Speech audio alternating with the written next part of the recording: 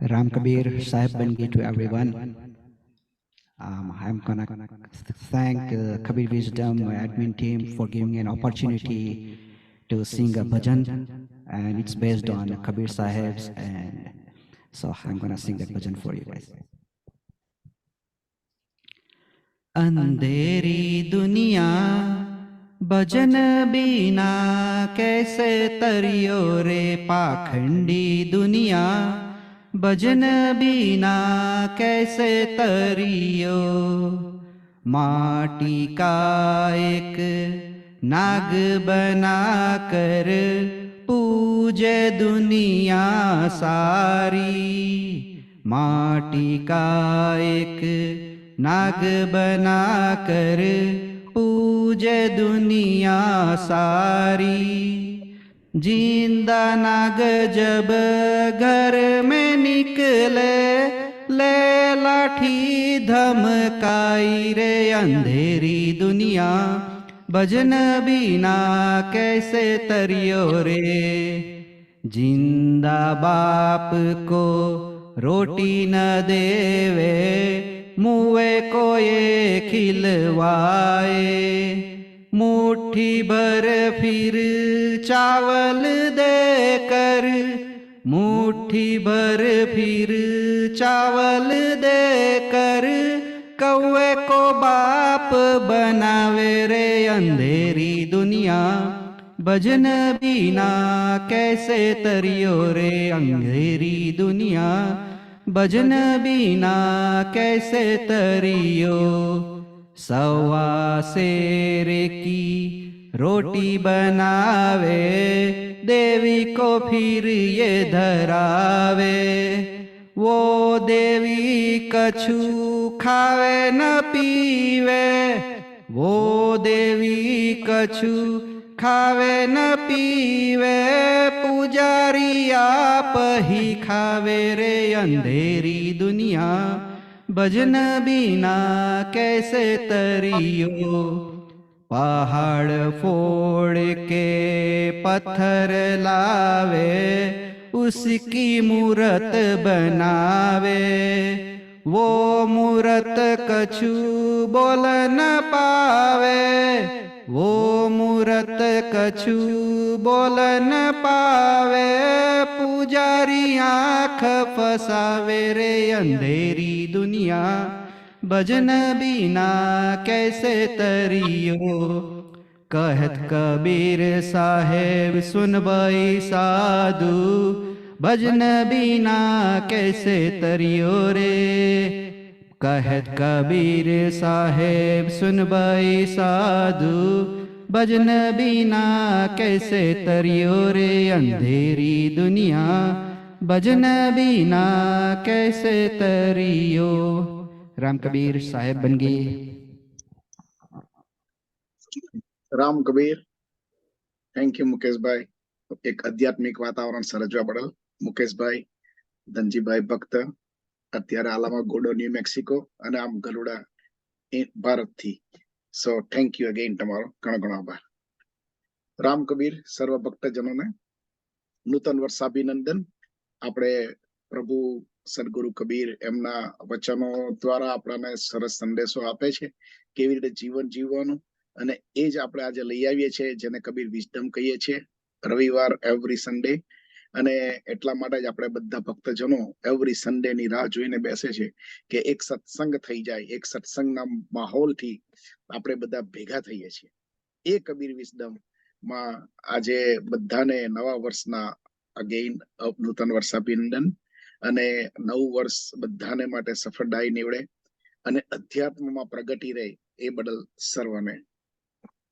શુભાશીષ હવે આજના પ્રોગ્રામની અંદર આપણે ઘણા વખતથી એવું કરતા હતા કે કોઈકના જો પ્રશ્ન હોય તો આપણે પૂછતા હતા જેમ કે માતાઓ બહેનો અને બાળકો જે ક્વેશ્ચન્સ હોય એ લોકોને આપણે પૂછતા હતા કે તમે અમને ક્વેશ્ચન તમે આવો અને તમે ક્વેશ્ચન આપણી જોડે જે આજે ગેસ્ટ જોડાવાના છે એમની પાસે એમનું એક ગુડ સંદેશો લે આપણે અને એના માટે અમે ઘણાનો કોન્ટેક્ટ કર્યો છે અને ઘણાએ અમને સામે પડીને ઘણા ક્વેશ્ચન મોકલા છે ઘણા જનરલ ક્વેશ્ચન હોવાથી અમે થોડું છણાવટ કરી અને જે ઇમ્પોર્ટન્ટ ક્વેશ્ચન હોય એ જ આજે લઈશું. આવતા સેશનમાં પણ એને આપણે વધારે પ્રયત્ન કરીશું લેવાનો. અને બનતા પ્રયત્ન તમારી પાસે જો વધારે પ્રશ્ન હોય તો ફરી પાછા મોકલજો અને અમે એનો પ્રયત્ન કરીશું. આપણા એક જે આપણાને બહુ પરમ પુંજ્ય કહીએ છીએ આપણે, જેમની પાસે એકદમ નાની જ હોય એટલું બધું જ્ઞાન છે, એ જ્ઞાન આપણને આપવા માટે સદાને માટે ઉમંગથી આપણી સાથે રહી છે. તો એવા આપણા યુવાચાર્ય અને આપણાને સંદેશો સુંદર રીતે આપે, સુંદર રીતે પ્રેક્ટિકલ નોલેજ થકી સમજાવતા અભયદાસજી ને નમન કરું છું અને એમને આ સ્ટેજ પર બોલાવું છું. સો રામ કબીર, અભયદાસ, જય શ્રી કૃષ્ણ. તમને રામ કબીર સાહેબ બંદગી, ખૂબ ખૂબ આશીર્વાદ. सबने जय सिया राम, जय श्री कृष्ण, जय माता जी नी, जय कृपाणु माँ, सबने बहुत बहुत आशीर्वाद. आपका पहले तो आप अभी भारत से जुड़े हुए हो हमारे साथ, और भारत में मैंने आपको लास्ट टाइम भी बताया था कि आपकी कितनी मेहनत और कितना आपको लगन है जो हमारे साथ, कि आपके पास जो है वो आप बेचने के लिए नहीं, पर बहेचने के लिए, जो हमें जो गुजराती में बोलते हैं कि वहेंचवा माटे, तो ये वहेंचवा माटेनो जे तमारो जे एक सद्भावना छे અને અમને જે પ્રેક્ટિકલ નોલેજ તમે આપો છો એ બદલ તમારો આમ તો અમે કોઈ આભાર ચૂકવી શકીએ નથી, છતાં એક અમારી પ્રાર્થના હોય છે તમારા માટે કે તમે અમારો આભાર સ્વીકાર કરો. અને આજે આ નૂતન વર્ષાભિનંદન નવા વર્ષે તમે તમારા શુભાશીષ થી ચાલુ કરો અને પછી આપણે પ્રશ્નોત્તરમાં જઈશું. સો તમે કંઈક જે કહેવું હોય એમને પહેલા આજે નવા વર્ષના પ્રસંગે કંઈક કહો. સૌને, મારા ગુજરાતના બધા ભક્તોને નવ વર્ષની બહુ બહુ શુભકામનાઓ છે. और મારા માટે તમારે બધા પરિવારને ઈશ્વર બહુ સુખ સમૃદ્ધિમાં રાખે છે, એવી તમાरे માટે शुभकामना देवानू मारो हृदयथी. पिछले काफी समय से मैं ये सोच रहा हूँ कि हृदय से आप लोगों को इसका, और यही एक ऐसा माध्यम है कि जिसमें मैं गुजरात में बैठे हुए सभी भक्तों को और गुजरात से जुड़े हुए और हमारी संस्कृति से जुड़े हुए, भारत से जुड़े हुए, चाहे अमेरिका में, यूरोप में, इंग्लैंड में जितने भी लोग हैं, आप सभी तक मैं नव वर्ष की बहुत बहुत सारी शुभकामनाएं पहुंचा सकूं. और जैसा कि कबीर विजडम जो लेट्स स्पिरिचुअल टॉक पर पूरा पूरा बेस्ड है, और जब से मैं इससे जुड़ा हूं तब से तो ये कबीर विजडम पूरा पूरा स्पिरिचुअली एक नए पथ पर आगे बढ़ने के लिए अग्रसर है. और मेरी बहुत बहुत शुभकामनाएं हैं कि इस साल मैं चाहता हूं कि आप अपनी जिंदगी के सारे सवालों को पूछ करके खत्म कर दें, और शून्य का जो यात्रा है, शून्य शिखर को प्राप्त करने की, शून्य से प्रारंभ करेंगे और शिखर को प्राप्त करेंगे, इस यात्रा को हम सभी साथ में मिलकर के आगे बढ़ाएं. तो ये साल 2024 जो हमारा अब प्रारंभ हो चुका है, एक आध महीना अंग्रेजी नववर्ष में बाकी है, फिर हमारा 2024 का ये जो नया साल है, इसमें हमारे मन में जितने भी प्रश्न है, जितने भी सवाल है, मैं ईश्वर से प्रार्थना करता हूँ कि आपके सारे सवाल समाप्त हो जाएं और आप मौन हो जाएं, मौन होकर के शिखर की यात्रा की ओर बढ़े. बस यही मेरी कामना है. बहुत अच्छा. तो आपने जो बताया कि हमें हमारी जो जो आध्यात्मिक यात्रा है, आध्यात्मिक प्रगति जो हमें चाहिए, वो हमें मौन तक ले जानी है. तो आपने तो हमें हमारा गोल भी दिखा दिया और अभी आप रास्ता दिखाने वाले हो हमें. तो जैसे जैसे आप बोलेंगे वो स्टेप्स हम चढ़ते जाएंगे और मौन की तरफ हम चले जाएंगे. जैसे तो अभी अभी जो बहनों ने, माताओं ने, जो बच्चियों ने, जिन्होंने ये हमारा संपर्क किया, हमारा कांटेक्ट किया, उसको भी हम पहले थैंक यू बोल देते हैं. और बहुत अच्छा कि बहुत लोग ये प्रोग्राम देख रहे हैं, सभी लोगों का वो फीडबैक भी आ रहा है, पॉजिटिवली आ रहा है. और कई लोग तो आपका भी बोलते हैं कि नहीं, श्री अभयदास जी जब भी आए हमें बोल देना. तो आपके लिए सभी आतुर बैठे हुए, आप भी हमारे लिए आतुर हो, तो हमें एक बहुत अच्छा सा मिलन हो गया है हमारा. अभी क्वेश्चन तो पहले मैं एक क्वेश्चन, आप ऐसे हमने थोड़ा अरेंज किया हुआ है, तो पहले एक क्वेश्चन वहां से लेते हैं. ये यहाँ पे लॉन्ग बीच से कल्पना बेन महेश भाई भक्त, उन्होंने हमें पूछा था आपको पूछने के लिए।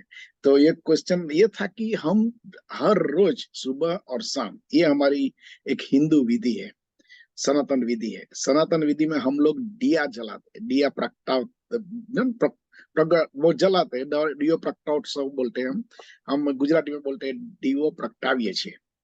तो जो ये दीवो दिया जो करने का जो हमारी विधि है, हमारी रिचुअल्स है, वो क्या रिप्रेजेंट करती है और उसको हमें कैसे समझना चाहिए पहले तो।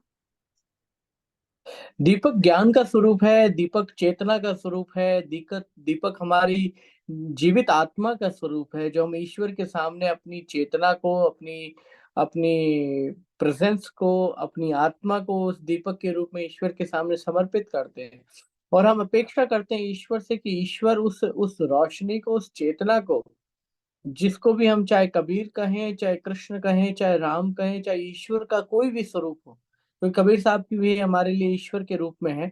और दुनिया के ईश्वर का जो भी स्वरूप हो, चाहे जीसस हो, चाहे मोहम्मद हो, चाहे कोई भी हो, इन सभी को हम अगर ईश्वर के स्वरूप में मानते हैं, तो हम दीपक के रूप में अपनी अपनी ज्योति को, अपनी चेतना को हम ईश्वर के सामने रख करके खड़े होते हैं और कहते हैं ईश्वर से कि हम आज आपके सामने उपस्थित हुए हैं, और उपस्थित सिर्फ ज्योति के रूप में नहीं हुए हैं, इसी प्रकाश के नीचे।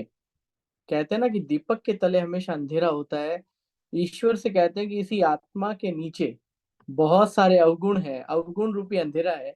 अब आपसे ईश्वर कामना है, ये प्रार्थना है कि इस दिए के पास एक दिया और जला दो, तो दोनों ही हम एक दूसरे के अंधेरे को मिटा पाएंगे। कोई कहता है कि दिए के तले अंधेरा होता है, उसे कैसे मिटाया जा सकता है, तो मैं कहता हूँ दिए के पास एक दिया और जला दो, वो दोनों के अंधेरे के मिटा देगा। तो बहुत अच्छा। यह सबसे उचित समय है कि हम मिलकर के इन सारी जितनी भी आत्माएं, ये जितने भी हमारी माताएं और जितने भी हमारे युवा हैं, जो बहुत सारे सवालों को लेकर के और बहुत सारी उलझनों को लेकर के जी रहे हैं, सबसे पहले हमें अपने जीवन के इन सवालों की उलझन से बाहर निकलना होगा। और मेरा सभी माताओं से निवेदन है, मातृ शक्ति जो है ना, उनके कंधे पर जिम्मेदारियां पुरुषों से दुगनी है। और ये दुगनी सिर्फ स्वामी अभयदास नहीं दे रहा, कबीर साहब नहीं दे रहे, कृष्ण नहीं दे रहे, राम नहीं दे रहे, हमारी सनातन की परंपरा नहीं दे रही। माताओं को दुगनी जिम्मेदारी इस प्रकृति ने दी है। पुरुषों के जिम्मे न सिर्फ भरण पोषण और सिर्फ परिवार का रक्षण है, माताओं के जिम्मे पूरे परिवार का पोषण, उनके बच्चों का पालन पोषण, और बच्चों का वर्तमान और बच्चों का भविष्य, इन सबको सुदृढ़, सबको ताकतवर और सबको प्रभावशाली बनाना है। तो माताओं की जिम्मेदारी ज्यादा है। माताओं को प्रकृति ने यह आशीर्वाद दिया कि इस प्रकृति के विकास की जिम्मेदारी, मानव जाति के विकास की जिम्मेदारी माताओं के जिम्मे।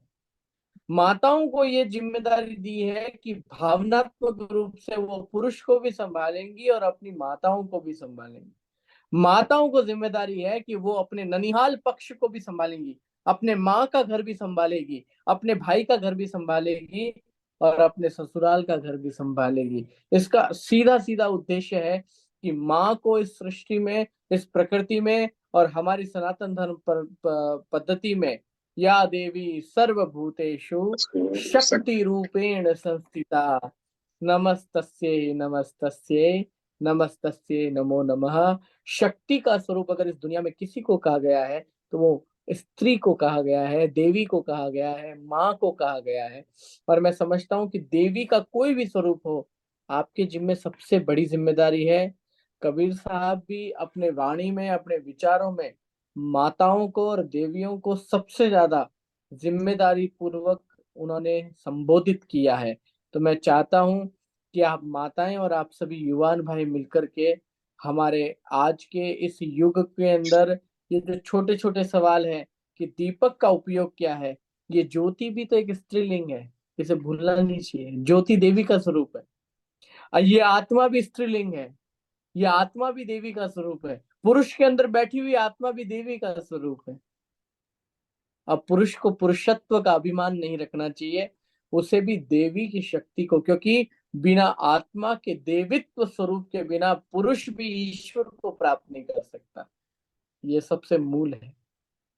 तो इसलिए मेरी माताओं को मेरा साष्टांग प्रणाम है और साक्षात वंदन है कि आप माताओं के कारण ये सृष्टि की व्यवस्था चल रही है, ये पूरा संसार चल पा रहा है। नहीं तो माताएं नहीं होती तो ये व्यवस्था नहीं चल पाती। इसलिए जो दीपक है, ये जो ज्योति है, ये हमारी चेतना, हमारे अंदर बैठे हो वो देवित्व का स्वरूप है, जो हम अपने ईश्वर, चाहे कबीर हो, कृष्ण हो, राम हो, हम इन सबके समक्ष रख रहे हैं और वहां पर ये प्रार्थना कर रहे हैं कि यह चैतन्य स्वरूप आपके सामने एक शपथ लेता है।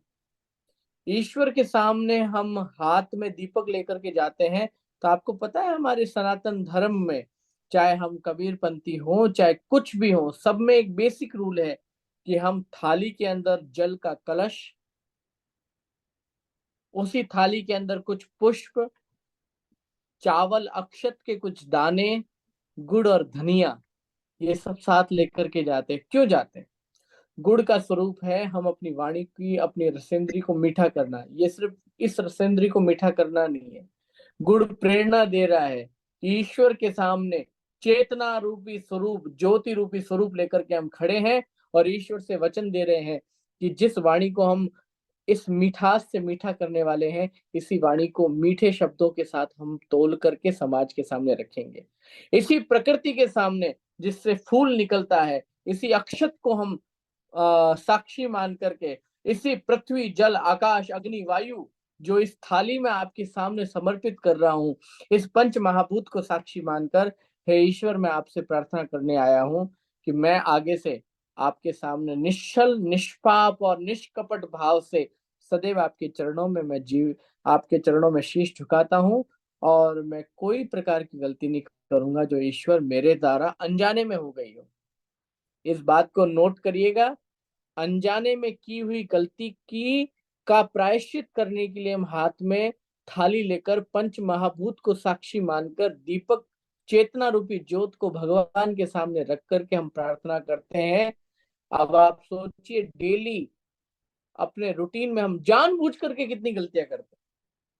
यहाँ तो ये अनजाने में हुई गलती का प्रायश्चित करने का प्रारूप है। जो जानबूझ के की गई गलतियां हैं, वो शाम को लेकर के दिया हाथ में की जाने वाली आरती से माफ होने वाली नहीं है। जानबूझ के की जाने वाली गलती के लिए इस दुनिया में कोई स्थान नहीं है। ना तो कोई आरती, ना कोई पूजा, ना कोई स्वामी अभयदास जैसा साधु तुम्हें तुम्हारा प्रायश्चित कर सकता है। जानबूझ के की जाने वाली गलती का भुगतान उसे जीते जी भुगतना पड़ेगा और उसके लिए इस दुनिया में, इस प्रकृति में कोई स्थान नहीं। वो जिंदगी भर दुखी होने वाला है, रोने वाला है और प्रताड़ित होने वाला है। ये मैं आज स्पष्ट करके दे देता हूँ। इसलिए जानबूझ करके गलतियां करना छोड़ दो। अनजाने में की हुई गलती का प्रायश्चित है, जानबूझकर की जाने वाली गलती का कोई प्रायश्चित इस सृष्टि में नहीं है। तो आप सभी ध्यान रखना, हम जो रोज ऐसा काम कर रहे हैं जो प्रकृति विरोधी है, मानव विरोधी है और व्यवहार के विरुद्ध है, वो माफ नहीं किया जा सकता। प्रकृति विरोधी का मतलब, आप अगर प्रकृति की मिट्टी को, हमारी वनस्पति को, इस वायु को, इस जल को अगर आप प्रदूषित कर रहे हैं, नुकसान पहुंचा रहे हैं, तो आप इस प्रकृति के दोषी हैं। उसके लिए आपको कोई माफ नहीं कर सकता। आपको पता नहीं है कि आपके घर में चलने वाला एयर कंडीशन इस सृष्टि को कितना नुकसान दे रहा है, तब तक तो प्रायश्चित करने का माध्यम वो आरती और वो ज्योति बन सकता है। लेकिन अगर आपको पता है कि आपके घर में जलने वाला एयर कंडीशन, आपके घर में जलने वाला हीटर, आपके घर में चलने वाली हर वस्तु जो इलेक्ट्रिक है, कहीं ना कहीं वो इस नेचर को डिस्ट्रॉय करने का एक माध्यम बन रही है, तो समझ लेना आपके पता होने के बाद ईश्वर भी आपको माफ नहीं कर सकता। तो इसलिए नेचर फ्रेंडली होने की कोशिश करिए। सिर्फ ऑर्गेनिक फूड खा करके खुद को स्वस्थ रखने का स्वार्थ मत देखिए, साथ ही साथ इस प्रकृति में आप जैसे जितने अन्य जीव भी जी रहे हैं, उनकी भी आपको खबर करनी पड़ेगी। कबीर साहब का सिद्धांत ही यही कहता है, इस बात को ध्यान रखिए। बहुत बहुत अच्छा। तो भाई दिया तो आपने बताया कि दिया करने का क्या वो प्रेरणा होती है उसमें। तो बहुत अभी लंबी फिलोसफी इसके पीछे। अच्छा, तो अभी वो सुबह में और शाम को दो दो टाइम करते हैं ना हम लोग दिया, तो ये दोनों टाइम जरूरी है? और अगर एक क्योंकि टाइम दिन करके का चले गए। आरंभ और दिन का विश्राम, दिन का आरंभ और दिन का विश्राम, ये दोनों ही समय हमें यह ज्ञात होना चाहिए कि हम अपने ईश्वर के सामने अपने दिन भर का सारा उपक्रम, उपक्रम का मतलब होता है दिन भर में की जाने वाली गतिविधियां जो इस शरीर के द्वारा निर्धारित है, प्रकृति के द्वारा नहीं, उसे कहते हैं उपक्रम। जो प्रकृति निर्धारित करती है वो तो है क्रम, कि सुबह होगा, शाम होनी ही होनी है, ये प्रकृति ने निर्धारित किया, ये है क्रम। जो प्रकृति के अधीन किया जा रहा है, जैसे मैं कर रहा हूं, वो है उपक्रम। तो मैं दिन भर में जो भी कर रहा हूँ, घर से बाहर निकल के अपने परिवार को पालने पोसने के लिए जो भी कमा रहा हूँ, उसके लिए चाहे मुझे ऑफिस जाना है, व्यवसाय करना है, होटल चलानी है, या कुछ भी मैं कर रहा हूँ, वो सब उपक्रम है। तो मेरे द्वारा किए जाने वाला कोई भी उपक्रम, अगर दिन भर में मुझसे कुछ भी ऐसा हुआ जो अनजाने में गलतीवश प्रकृति के, मेरे इंसानियत के और मेरे ईश्वर के द्वारा निर्धारित सिद्धांतों के विरुद्ध है, तो मैं उसके लिए संध्या में क्षमा मांगता हूँ।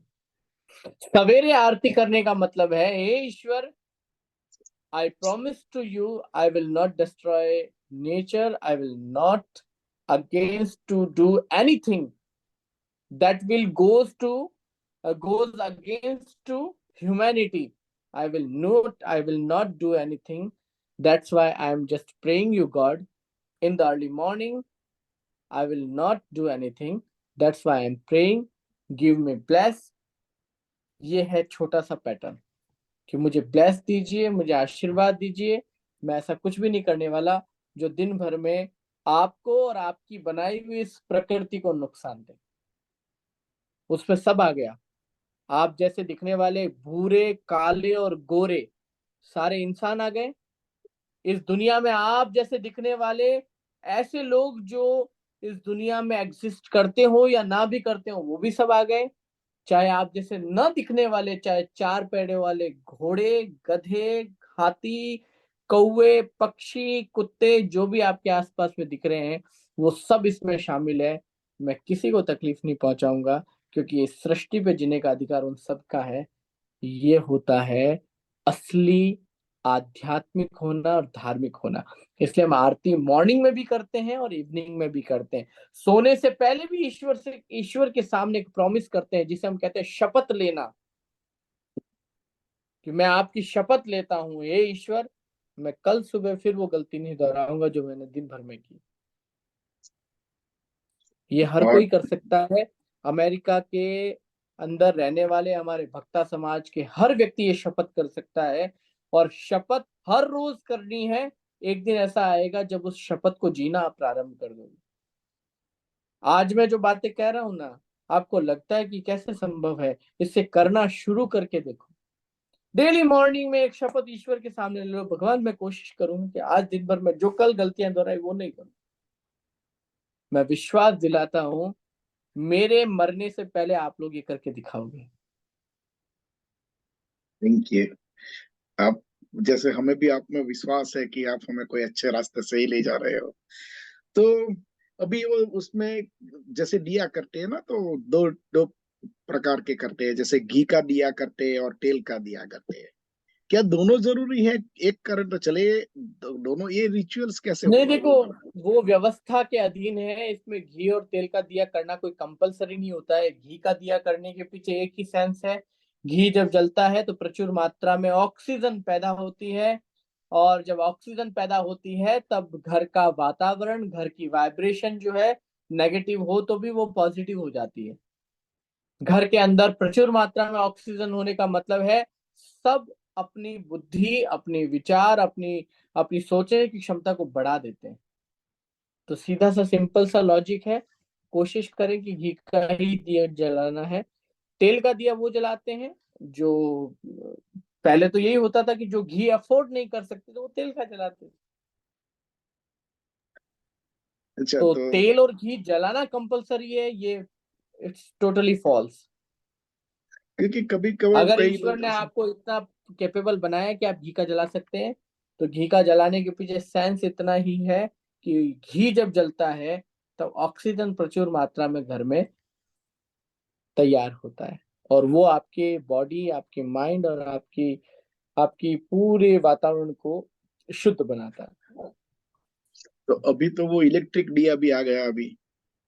ना ना, मैं उसके सख्त विरोधी हूँ। अच्छा, उसमें क्यों आप विरोध क्या करते हो उसमें? विरोध इसलिए क्योंकि उसमें कोई सेंस नहीं है। अच्छा है। इलेक्ट्रिक दिया जलाओ या घर में चलती हुई लाइट जलाओ, उसका कोई फर्क नहीं है।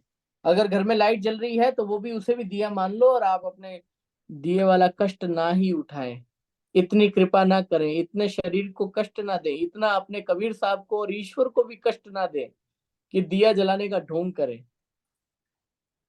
बहुत भाई, अभी दिया के साथ साथ हम, सेंसलेस की हुई किसी भी चीज का मैं विरोध करता हूँ। तो अभी दिया के साथ साथ हम लोग वो अगरबत्ती जलाते हैं, जैसे ना वो हम्म। सुगंध के लिए, मुझे मालूम नहीं, जी। तो आप उसके बारे में कुछ बताइए। फ्रेग्रेंस का मतलब होता है, वो हमारी रसेंद्रियों में जो प्रमुख है वो है नाक। नाक भी एक प्रकार का रस है। जो अच्छा होगा तो आपके अंदर के जो माइंड सेल्स हैं उसको वो एक्टिव करेगा, बुरा होगा तो वो आपको वहां से भगाएगा। जैसे हम गंदी आने वाली स्मेल को लेकर के, नेगेटिव और बैड स्मेल को लेकर के हम अपने आप को वहां से हटा देते हैं, वैसे ही अगर फ्रेग्रेंस अच्छा होगा, बेहतर होगा, और हमारे ह्यूमन बॉडी को और हमारे सनातनी कल्चर को प्रमोट करेगा और ज्यादा आगे बढ़ाएगा, तो वो हमें ज्यादा देर तक ईश्वर के सामने वर्शिप करने के लिए हमें तैयार करेगा। तो इसलिए फ्रेग्रेंस का तो सबसे बड़ा रोल यही है कि वो अच्छा होगा तो आप ज्यादा देर तक एक स्थान पर बैठने के काबिल होंगे। देखिए, ये सारी चीजें करने के पीछे एक ही सेंस है। ये हमारी जो रसेंद्रिय है ना, ये हमारे शरीर को काबू करता है। शब्द, स्पर्श, रूप, रस और गंध, आंखें, नाक, जीभ, कान और हमारी स्किन, ये जो पांच रसेंद्रियां है ना, ये इतनी खतरनाक है कि ये अपनी अपनी चीज की तरफ आपको भगा के लेके जाएगी। भूरी चमड़ी वाले को गोरी चमड़ी अच्छी लगेगी, वो गोरी चमड़ी के पीछे भागेगा। इन आंखों को हमेशा अच्छा अच्छा दिखेगा तो वो उसकी तरफ भागेगा, जो गंदा दिखेगा, बुरा दिखेगा, भद्दा दिखेगा, उधर से आपको भगाएगा। ये जो कान है ना, अच्छे गाने वाले, मीठा बोलने वाले, अच्छे से पेश आने वाले किस तरफ आपको ले जाएगा। जो कड़वा बोलेगा, भारी आवाज में बोलेगा, आपसे कटु बातें बोलेगा, झगड़ा करते हुए बोलेगा, उससे आपको दूर रखेगा। ये जो जुबान है ना, मीठा, खट्टा, स्वादिष्ट, तीखा ऐसा मिलेगा ना, तो ये कहेगा कि उसी की तरफ जाओ। जो बॉइल करके देगा ना, कहेगा उसके घर मत ले जाओ। ये जो नाक है ना, जहां से अच्छी खुशबू आएगी, जिस नेचर में, जिस मौसम में, जिस एटमॉस्फेयर में जो खुशबू हमें चाहिए, अगर वो दे दो, तो ये नाक हमेशा कहेगा कि भाई साहब यहीं लेकर के रखो, कहीं और लेकर के मत जाओ। इन रसेंद्रियों को हमें कंफ्यूज करना आना चाहिए। तो हमारे धर्म ने इसको कंफ्यूज करने का एक रास्ता ढूंढा। क्या ढूंढा? आंखों को क्या पसंद है? रोशनी, चमक, तो दिया हमारे पास है। नाक को क्या पसंद है? खुशबू, तो फ्लावर हमारे पास है। ये फ्रेग्रेंस वाली अगरबत्ती तो अब आई है, पहले तो खुशबू के रूप में फ्लावर होते थे। तो फ्लावर और फ्रेग्रेंस जो है, इस नाक को कंफ्यूज करने के लिए कि तुझे कहीं भटकने की जरूरत नहीं है, इससे ज्यादा अच्छी खुशबू भगवान के मंदिर के सामने और कहीं नहीं आ सकती।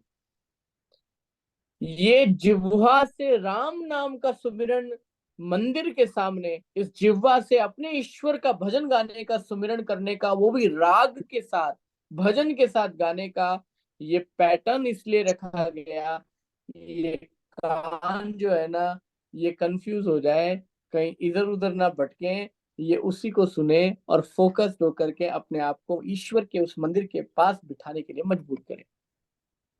इस स्पर्श में घंटा इसलिए दिया गया कि जब हम उस अष्ट धातु के घंटे को बजावें, तब ईश्वर के सामने हमारी अंदर की बॉडी की ये जितनी भी एनर्जी है वो एक्टिव हो जाए, और एक्टिव होने के बाद हम ईश्वर के सामने, अपने कबीर साहब के सामने, अपने जो भी देवी महापुरुष या जितने भी भगवान के स्वरूप हैं उनके सामने हम अपने आप को फुली प्रोएक्टिव करके वो वर्शिप कर सकें, वो संकल्प ले सकें, वो प्रोमिसेस कर सकें, और अपने आप को सेल्फ मेडिटेट कर सकें अगर हम स्टार्ट में हैं। और अगर हम इससे आगे हैं तो ये सब कुछ डेली करके हम अपने आप को मौन लंबे टाइम के करने के लिए तैयार करते हैं। कोई भी बॉडी 24 घंटे मौन रहने के लिए तैयार नहीं हो सकती। वो वो भी आप लोगों में तो नहीं हो सकती जो अपने पत्नी, अपने बच्चे और अपने घर में रहता हो। मैं हमेशा से कहता हूँ, ज्यादा कविताएं, ज्यादा कबीर साहब की रमैनियां, चौपाई, या कृष्ण के कहे हुए गीता के उपदेश, या राम की कही हुई सारी वाल्मीकि रामायण के संस्कृत के श्लोक, या रामचरितमानस में कहे हुए सारी चौपाइयां रटने से कोई ज्ञानी नहीं हो सकता। जब तक इस मूल बात को ना जानो कि आप अगर अपनी पत्नी, अपने परिवार के बीच रहते हो, तो आपको अपने आप को एक्टिव करने के लिए, अपने बॉडी सेल्स को, अपने माइंड को, अपने पीस को एक्टिव करने के लिए आपको सबसे पहले इस वर्शिप प्रोसेस से गुजरना होगा। आरती, दीपक, थाली, जल का कलश, ये अगरबत्ती, ये फ्लावर, ये सब आपके अंदर के बॉडी के जो एक्टिव सेल्स हैं, जो आपको पुश करते हैं मेडिटेशन के लिए, ध्यान के लिए, भजन के लिए, सुमिरन के लिए, आसन के लिए, इन सब का ये स्टार्टअप है। इसके बिना आप स्टार्ट नहीं हो सकते, अनटिल अनलेस कि आप साधु नहीं हैं। अगर आप साधु हैं तो मे भी आपको ये करने की जरूरत नहीं, आप डायरेक्टली अपने आप को पुश कर सकते हैं, क्योंकि आप ऑलरेडी स्पार्क्ड होते हैं, आपको स्पार्क की जरूरत नहीं होती। That is the main thing.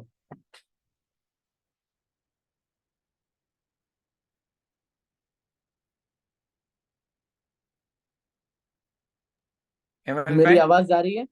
नहीं पता नहीं, हम तो सुन रहे हैं अभयदास जी। हेमंत भाई का वीडियो फ्रीज हो गया है तो शायद वो हाँ, डिस्कनेक्ट हो जाएंगे। तो राजू मामा, यू वांट टू टेक हाँ, ओवर? यस राजू यस भाई यस, आप कंटिन्यू करें। हाँ। तो अभयदास जी, राम कबीर, ये राम जो कबीर। प्रश्न है, ये शायद जिसने पूछा है वो मृत्यु के संबंध है, मृत्यु के संबंध में थोड़ा डीपर है। तो और उसमें जो हमारे सीनियर लोग हैं जो कई बार घर पे या नर्सिंग होम में जाते हैं और वहां पे कोई एक्शन तो कुछ कर तो सकते नहीं, बेड में सोते रहते हैं, शायद इनके संबंध में यह लगता है कि ये पूछते हैं कि भाई मृत्यु के समय कौन डिसाइड करता है, हमारे अंदर की जो जीव है, आत्मा है, जिसको विटनेस बोलते हैं, वो या शरीर और या मन, कौन डिसाइड करता है कि अभी it's time to leave the body? Is there such thing like that कि भाई कोई कोई ना कोई हमारे अंदर एसेंस है जो डिसाइड करे कि या it is time to go? क्योंकि जो नर्सिंग होम में काफी लोग सोते रहते हैं, आई मीन रखे जाते हैं, वो प्रार्थना करते हैं कि भाई प्रभु हमें ले लो, हमें ले लो। फिर भी वो लोग बस महीनों तक वहां नर्सिंग होम में रहते हैं। तो फिर ये मृत्यु के बारे में थोड़ा हमें समझ दे कि भाई कैसे होता है, कौन डिसाइड करता है, ऐसा कुछ है? देखो, इस दुनिया में प्रकृति का अपना एक सर्किल है। Nobody can decide when you will die. इस दुनिया में ऐसी कोई शक्ति, कोई ताकत नहीं है जो आपकी मृत्यु को डिसाइड कर सके, अनटिल अनलेस कि आपने मेडिटेशन करके अपने आप को उस लेवल पे ना लाया हो कि आप डिसाइड कर सको कि आपको कब मरना है। ऐसे लोग विरले होते हैं। ये वही लोग हो सकते हैं जो अपनी श्वास पर, अपने शरीर की सारी जो गतिविधियां हैं, सारी इंद्रियों पर जो कंट्रोलाइजेशन जानते हैं कि मुझे करना कैसे है। एक सामान्य जीव के लिए, एक सामान्य मनुष्य के लिए, और आप सभी अपने आप को उसी में रखो। कोई अपने आप को बिरला समझने की बिल्कुल कोशिश ना करे, मैं भी नहीं करता हूँ। शायद मुझे लगता है कि मैं भी अपनी अंतिम श्वास में, हो सकता है कि कोई ईश्वर की बड़ी कृपा रहेगी कि मैं उस स्तर तक पहुंच पाऊं, पर मैं भी नहीं बिलीव करता अपने आप को कि मैं उस स्थिति तक पहुंच पाऊंगा। वो भी आप लोगों के बीच दुनिया ट्रेवल करते हुए उस स्थिति तक पहुंच पाऊंगा कि मैं निर्धारित कर पाऊं कि मुझे कब मरना है। क्योंकि मैं एक जगह बैठने के लिए बना नहीं हूँ। जो एक जगह बैठ सकता है, जो सिर्फ स्वयं के लिए एक निश्चित समय निकाल सकता है, वो ही उस स्तर तक पहुंच सकता है। मेरा तो वैसे भी व्यक्तिगत जीवन उस चीज के लिए बना नहीं है। मैं तो दिन में 3 घंटा सोता हूँ, 4 घंटा सोता हूँ, अदरवाइज सुबह 4 बजे से निकला हुआ हूँ, रात के 1 बजे तक आप लोगों के बीच में हूँ। तो ये मेरा रोज का जीवन है। लेकिन मैं आपको बता दूं, इस दुनिया में कोई डिसाइड नहीं कर सकता कि आपकी मौत कब होनी, कैसे होनी और कैसे होगी। लेकिन यह तय है कि जब आप मरने वाले होंगे, तब आपको आभास हो जाएगा, और उस समय आपके सामने आपके अच्छे और बुरे कर्म दोनों आपकी आंखों के सामने होंगे। वो समय डिसाइड करेगा कि आपको कहाँ जाना है, पुनः जन्मने और मरने के सर्किल में जाना है, या इससे मुक्त होना। इसमें काम आती है जीवन भर की मेहनत, इसमें काम आती है आपके जीवन भर का भजन।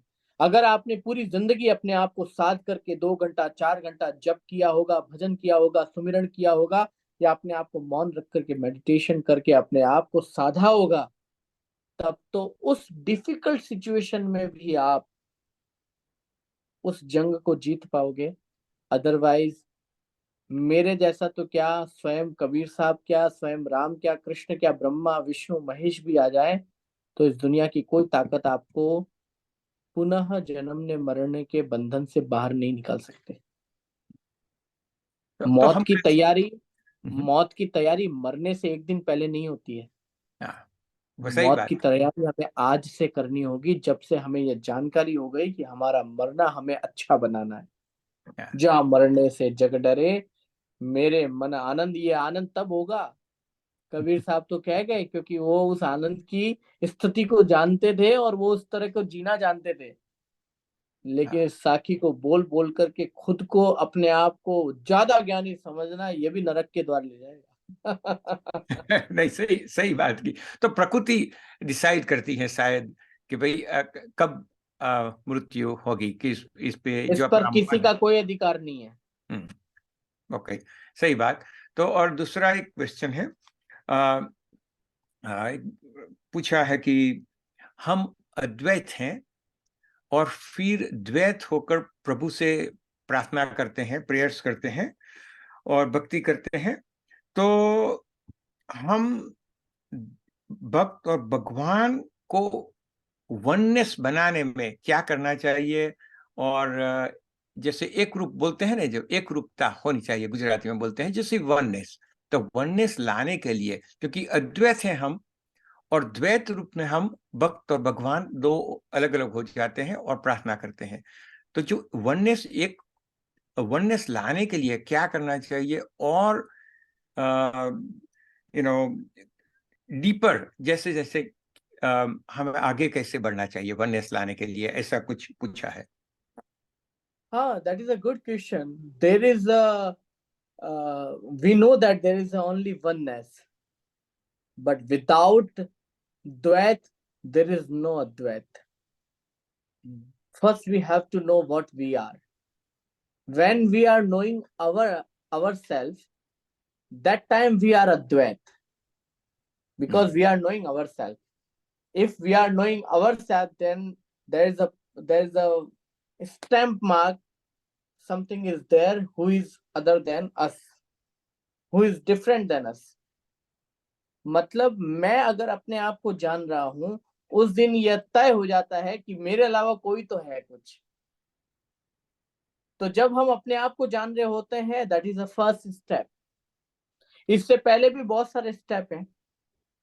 जब हम अपने से पहले इस सृष्टि को जानते हैं, सृष्टि के बाद सृष्टि पे जीने वाले लोगों को जानते हैं, लोगों को जानने के बाद फिर अलग अलग जीवों को जानते हैं, जीवों को जानने के बाद फिर मनुष्य को जानते हैं, मनुष्य में जानने के बाद फिर महिला और पुरुष को जानते हैं, फिर एज ग्रुप को जानते हैं कि जवान क्या है, बूढ़ा क्या है, मध्यस्थ अधेड़पन क्या है। इन सब को जानने के बाद जब हमें पता चल जाता है कि हम तो आत्मा है, उस वक्त हम द्वैत होते हैं। ये भी एक बड़ा प्रोसेस है। उस वक्त हम द्वैत होते हैं, लेकिन जब हम जानते हैं कि ये आत्मा ही परमात्मा है, तब हम वननेस होते हैं। दैट हाँ, इज अ प्रोसेस।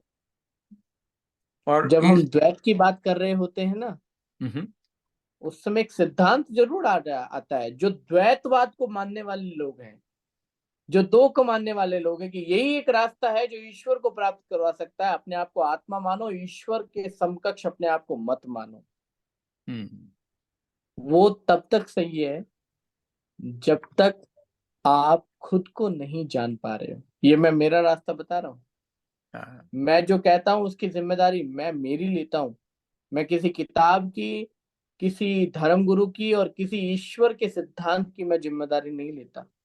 मैं सिर्फ अपनी जिम्मेदारी लेता हूँ कि मेरा ये मानना है कि जब तक हम ये जान रहे होते हैं कि मैं कौन हूं, तब तक हम द्वैत हैं।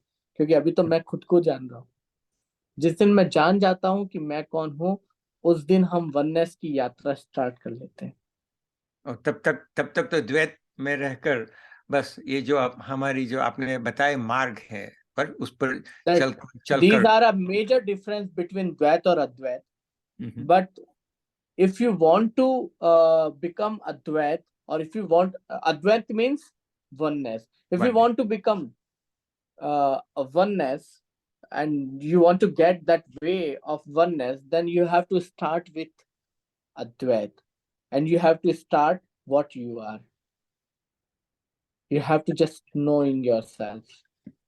राइट, या तो ये जो प्रार्थना के द्वारा शायद ये प्रश्न पूछने वाले जानना चाहते होंगे कि भाई हम खुद को ही प्रार्थना कर रहे हैं, खुद को ही प्रार्थना कर रहे हैं, मीन्स अद्वैत और द्वैत Yes. बस। तो द्वैत और अद्वैत में किसी प्रकार का डिफरेंस क्रिएट करना हमारी जिम्मेदारी नहीं है। जिन महापुरुषों ने किया, वो अपनी अपनी थ्योरीज लिखना चाहते होंगे। मे भी जिन्होंने किया, वो ये भी चाहते होंगे कि लोग मेरी विचारधारा से प्रभावित हों और मेरे विचार पर चल करके उस मेथड को सॉल्व कर दें। लेकिन आज के युग में जब हम इन सारी चीजों से परे हैं, इन सब से दूर हैं, जस्ट हमारे दिमाग में ये शब्द जो है वो हमारे दिमाग में बार बार गूंज रहे हैं, बिना प्रोसेस स्टार्ट किए। सिर्फ हम इस प्रोसेस को सुन सुन करके अपनी ही कल्पनाओं में, अपनी ही इमेजिनेशन में घूम रहे हैं। तो आप लोगों को मेरी सलाह है कि मैंने जो मेथड बताया, इसी से आगे बढ़े। ये आपको easy to get your target उस और ले जाएगा। नहीं, सही बात, वेरी नाइसली एक्सप्लेन।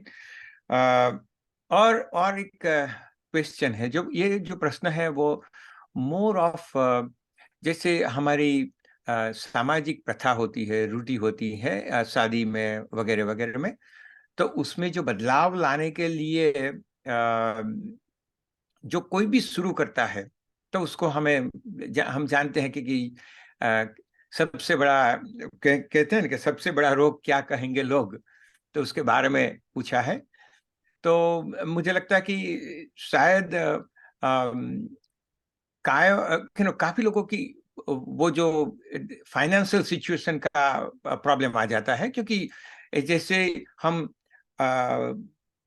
कहा कि भाई जो रूढ़ी जो होती है, हमारी जो ट्रेडिशंस होते हैं, तो ट्रेडिशंस में क्या होता है कि भाई दूसरे लोगों ने किया तो हमारे भी करना पड़ेगा। और सबकी अलग अलग फाइनेंशियल सिचुएशन होती है, जैसे आपने कहा कि घी का दिया जलाओ या तेल का, the affordability comes in the picture. तो वो ऐसे ही यस, तो ये कहती है बहन जी कि भाई जो मैं जब बदलाव लाने की कोशिश करती हूँ उनकी फैमिली में, तो उनका बहुत क्रिटिसिज्म होता है। पहले तो लोग कहते हैं कि धन्यवाद देते हैं कि नहीं नहीं आप बहुत अच्छा कर रहे हैं, लेकिन सेम डे और पीछे दरवाजे के पीछे से उनका क्रिटिसिज्म होता है, तो वो कैसे संभाले। तो इसलिए मैंने कहा कि सबसे बड़ा रोग क्या कहेंगे लोग, तो इसमें कैसी आध्यात्मिकता के दृष्टि से हम कैसे उसको स्ट्रांग बनाएं, क्योंकि बदलाव लाना तो जरूरी है, सिंपल सी बात है, जिस भी माता जी का क्रिटिसिज्म हो रहा है, जिस भी माता जी के इस विचार का क्रिटिसिज्म हो रहा है, जिसमें ये कहा जा रहा है कि हमें सबकी तरह करना आवश्यक नहीं है। कोई 1 होगा, कोई 5 होगा, कोई 10 होगा, कोई 100 भी होगा। इस दुनिया में इस चीज की प्रतिस्पर्धा से हमें बाहर निकलना होगा, कंपटीशन से बाहर निकलना होगा कि हम उस स्तर का करेंगे तो ही समाज हमें स्वीकार करेगा या समाज हमें मानेगा कि हमने कुछ किया। यह सोच सनातन धर्म की और हमारे कबीर साहब की तो बिल्कुल नहीं रही है। जहां पर कबीर साहब कहते हैं कि हम तो एक एक करी जाना, दो कहे तिन्ही को दोचक जित दाइन पहचाना। कबीर साहब तो कह रहे हैं हम तो एक के सिद्धांत पर चलते हैं, जो दो करना अर्थात दो होगा वहां पर प्रतिस्पर्धा होगी, जहां दो होगा वहां पर विवाद होगा। आप लोग अमेरिका वाले तो बहुत अच्छी तरह से जानते हैं, दो के चक्कर में आप लोगों ने कितने सेंटर बना दिए। सही दो बात। के चक्कर में आप लोगों ने समाज के बीच में ही कई प्रकार के अलग अलग रास्ते और अलग अलग गुट बना दिए, जिसे हम ग्रुपिज्म, कास्टिज्म तो चलो अमेरिका में जाने के बाद थोड़ा लो हो गया, लेकिन ग्रुपिज्म अमेरिका में बढ़ गया। ये ग्रुपिज्म कास्टिज्म का बड़ा भाई है। पता नहीं कोई इस बात को समझे ना समझे, भारत में जो समस्या हम लोगों को तकलीफ दे रही है वो है कास्टिज्म, लेकिन अमेरिका में कास्टिज्म से भी बड़ा कोई अगर कोई मेजर प्रॉब्लम है वो है ग्रुपिज्म। ये सही दो बात। के चक्कर में हुआ है। प्रतिस्पर्धा को छोड़ो। जिस भी माँ ने ये बात लिखी है उस माँ ने सटीक लिखा है।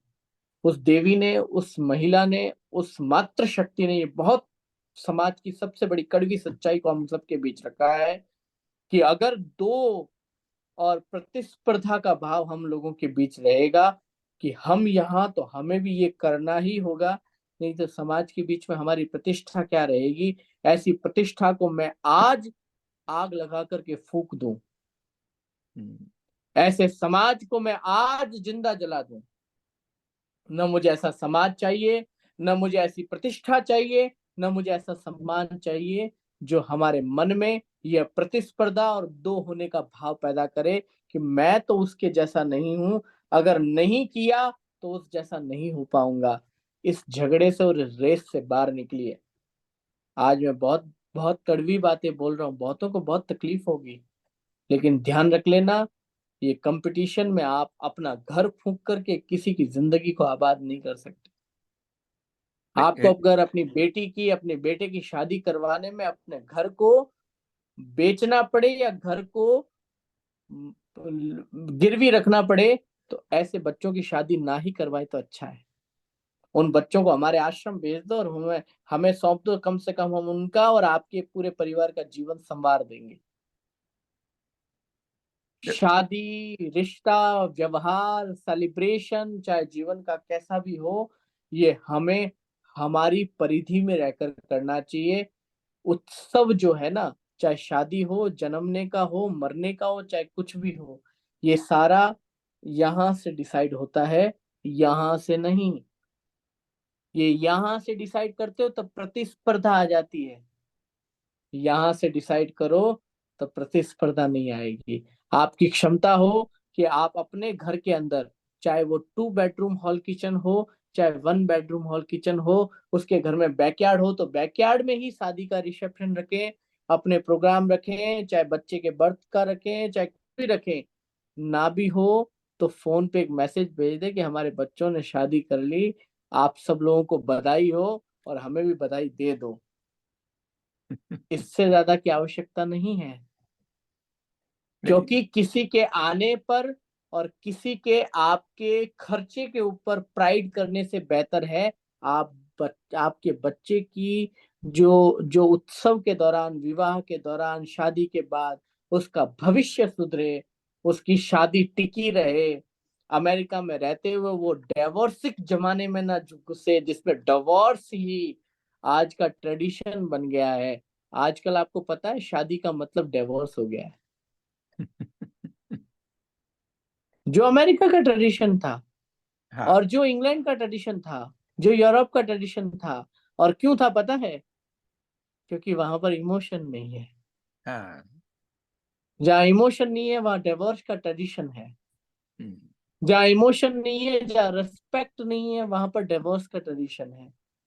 पहली बात तो मेरा सवाल उन लोगों से है जो बिना इमोशन के अपनी जिंदगी का फैसला करते हैं, वहां पर उन्होंने अपने आप से ये क्यों नहीं पूछा कि हम ये फैसला करने से पहले अपने ट्रेडिशन की तरफ क्यों न झांके, जो ट्रेडिशन आपको इमोशन के साथ फैसला लेने के लिए तैयार करता है।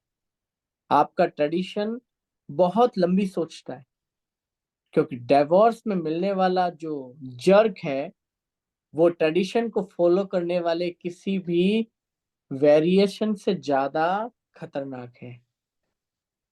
हाँ, हमारे ट्रेडिशन में वेरिएशन बहुत है, आई एक्सेप्ट दैट, पर हमारे ट्रेडिशन में जर्क नहीं है, हम्म, और तो आपके हम्म, फैसले में जर्क है। तो वो जो बस मैं इतना ही, अब हम जो ये माता ने प्रश्न पूछे उसको हिम्मत, क्योंकि हिम्मत चाहिए ना, जैसे जैसे कहीं भी आप नया कुछ करने वाले हैं, जो वो which is what we call the सामाजिक सुधार हम लाने वाले हैं, तब किसी न किसी को हिम्मत की बहुत जरूरत पड़ती है, और हिम्मत के हिम्मत साथ करना पड़ेगा। और अगर आपको लगता है कि आपकी क्षमता नहीं है अपने सगे संबंधियों को बुलाने की, मत बुलाओ। किसी को बुलाने की जरूरत नहीं है। आपकी जितनी ताकत हो, जितनी व्यवस्था हो, जितना आप कर सकते हो उतना ही करो। किसी ने एक बेंचमार्क सेट कर दिया कि शादी का मतलब रिजॉर्ट बुक करके वहां पे प्रोग्राम करना ही है, उसे ब्रेक करो, और ब्रेक करके समाज के लिए एक आइडियल पर्सनैलिटी बन के दिखाओ, जिसमें ये हो कि शादी का मतलब दो दिलों का, दो आत्माओं का, दो विश्वास करने वालों का, दो प्रेम करने वालों का, और दो कमिटमेंट करने वालों का मिलना है, न कि दूसरों को रिझाना है, दूसरों को खुश करना है। नहीं, और सही ये सही। मैं जिम्मेदारी से आपका धर्मगुरु होने के नाते ये जिम्मेदारी ले रहा हूँ, ऐसे लोगों को ना बुलाओ जो ये जज करते हो कि आपके होटल का रूम कैसा हो तब शादी अच्छी होगी। नहीं, सही सही बात, जो बहुत हिम्मत चाहिए और दाद देनी चाहिए ऐसी महिलाओं, माताओं को, जो बदलाव लाने के लिए वो जो रानी लक्ष्मीबाई बनी थी ना, ऐसे बनते हैं कि भाई नहीं, कहीं एक तो इजी रास्ता तो वो है, चलो भाई उसने किया, वो लोग क्या कहेंगे तो हम भी करेंगे, कुछ भी जो भी एक राजू भाई, करना पड़े। एक बात और मैं आपसे कहना चाहता हूँ। हम्म, ये शादी के अंदर जो लोगों को खुश करने के लिए या खुद को खुश करने के लिए जो अल्कोहलिक एटमॉस्फेयर जो क्रिएट किया गया है, उसको लेकर के मैं एक छोटा सा सवाल आप लोगों से करना चाहता हूँ। शादी अवेकनिंग का प्लेस होता है जहां पर हम आंखें खोल करके एक दूसरे के साथ कमिटमेंट करते हैं। वहां पे ये खुली आंखों में भी बंद आंखों की तरह अल्कोहलिक घूमने वाले लोगों का क्या स्थान है? या जिनकी आंखें खुली है लेकिन ग्लास के चक्कर में और ग्लास में पड़े हुए पानी के चक्कर में आंखें बंद हो रखी हैं, वो क्या फैसला करेंगे कि तुम लोग अच्छे से रहोगे या तुम्हारी जिंदगी अच्छी होगी? वो ब्लेसिंग्स देने नहीं, वो खुद को उस नशे में डुबाने के लिए आए हुए हैं। तो शादी में नशे का कोई काम नहीं है। एक हेल्दी स्टार्ट करिए कि हमारी जो शादी है, हमारे जो ये जीवन के महत्वपूर्ण फैसले हैं, हमारे बच्चों के बर्थडे सेलिब्रेशन है, इसमें एटलीस्ट अल्कोहल ना हो। अदरवाइज अल्कोहल पीना है तो शादी के अलावा आपके अमेरिका में पब और क्लब की कमी नहीं है। मैं तो कहूँ जल्दी से जल्दी पिए अल्कोहल, ऐसे लोग इस दुनिया से जल्दी खाली हो। नहीं, आपने कहा ना कि शादी एक अवेकनिंग चीज, अवेकनिंग इवेंट है, आंख खोलकर हमें करना चाहिए, नहीं कि हमें बिल्कुल। अपने, बहुत सही बात की। तो अभी मैं आंखें खुली और बुद्धि मरी हुई है। तभी मैं हेमंत भाई को बुलाता हूँ, वो आ गए हैं। हेमंत भाई आइए, और आगे के जो प्रश्न है, जरूर है। धन्यवाद, आपने जो प्रश्न के आंसर्स दिए हैं, तो होप के जो बहना माताओं को सुन रही हो तो उनको उनका आंसर मिला हो। Thank you very much. मैं राम उस कबीर माँ के सॉरी। साथ हूँ, और उस माँ से कहूंगा कि जो भी शादी का सेलिब्रेशन करे मुझे बुलाए। मैं जब बैठा होऊंगा ना तो कोई फालतू का खर्चा नहीं होने दूंगा। नहीं, वो तो है। वो तो अभी हमें विश्वास हो गया आपसे। ओके सॉरी, पहले तो वो थोड़ा टेक्निकल डिफिकल्टीज। तो अभी नो। अभी ऐसा करते हैं कि दूसरा भी सेशन हम लाने वाले हैं, यही क्वेश्चन आंसर जारी रहेगा उसमें भी। और भी कोई अगर क्वेश्चन आए तो वो भी लेंगे। मगर आज वो टाइम भी थोड़ा सा नजदीक हो रहा है, तो अभी और किसी लोगों को कुछ पूछना है related to the female, like जो फीमेल का जो व्यवहार होता है संसार में, और जो वो कुछ जानना चाहती है उसके बारे में अगर कोई क्वेश्चन हो तो वो ले लेते हैं आज। और बाद में जैसे आप अभयदास जी ने पहले ही बताया हमें कि वो अभी इंडिया में बहुत बिजी है, अभी इंडिया में राजस्थान में जहाँ पे वो रहते हैं वहां पे वो इलेक्शन का सीजन है। और आप तो जानते हो कि आज एक लॉस तो हमने की है भारत ने, तो दूसरी जो कुछ भी होती है वो जिम्मेदार वो अपनी खुद लेते हैं कि चलो थोड़ा सा हमें भी, हम उनकी ओर से भी जो कोई हेल्प हो सके वो कर सकते हैं। अच्छा, तो और कोई अगर किसी को क्वेश्चन हो तो हैंड रेज कर सकते हो। प्रफुल्ल भाई है मेरे ख्याल से।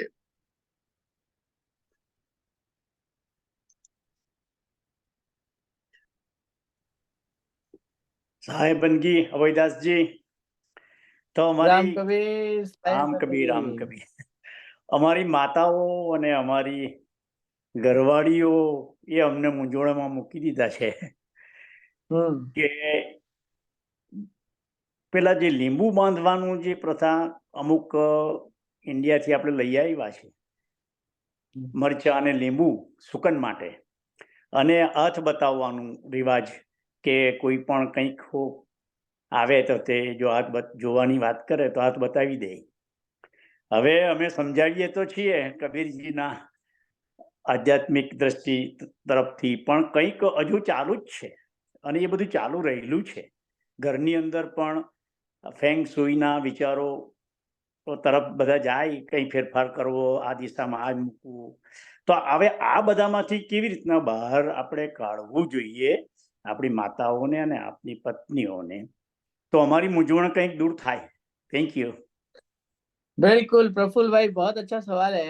मेरी उन माताओं से निवेदन है कि वो नींबू को लटका के ना रखें, उस नींबू का रस निकाल के मेरे जैसे साधु संतों को पिला देवें, तो मैं भी खुश, और मैं जो दिल से प्रार्थना और आशीर्वाद दूंगा उसके आपके जीवन में भी कल्याण होगा। और जो मिर्ची उस नींबू के साथ लटकाते हैं, उस मिर्ची को कूट करके धनिया के साथ में एक बढ़िया चटनी बना दे, जिसलिए बढ़िया जाड़ा जाड़ा रोटले के साथ में वो चटनी भी अच्छी लगेगी। तो मिर्ची और नींबू को लटकाने के पीछे ऐसा कोई साइंस नहीं है। उसके पीछे जहां तक मुझे एक विज्ञान समझ आता है वो यही है, नींबू मीन्स विटामिन सी का एक बहुत बड़ा एक ऐसा फ्रूट जो जो विटामिन सी के साथ में प्रचुर मात्रा में उपलब्ध है। नींबू की खुशबू में वो ताकत है जो आलसी व्यक्ति, आलस्य में जीते हुए, आलस्य में चलते हुए व्यक्ति को भी अगर वो फ्रेग्रेंस लगती है तो वो फ्रेग्रेंस के आने के बाद वो आलस्य से बाहर निकल जाता है।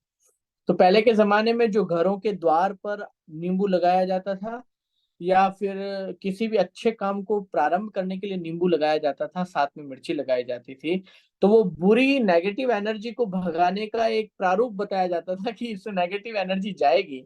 लेकिन उसके पीछे बेसिक साइंस यही होता था कि ताजा नींबू जब तक 1 घंटा, 2 घंटा, 6 घंटा, 12 घंटा, 24 घंटा, 48 घंटा, 2 या 3 दिन तक जब तक वो जीवित रहेगा, जब तक वो खराब नहीं होगा, तब तक उसकी फ्रेग्रेंस जब तक हमको द्वार पे मिलती रहेगी, तो घर में एंटर होने से पहले और घर में बाहर जाते वक्त हम आलस्य से बाहर रहेंगे। इसके पीछे एक छोटा सा यही रीजन है।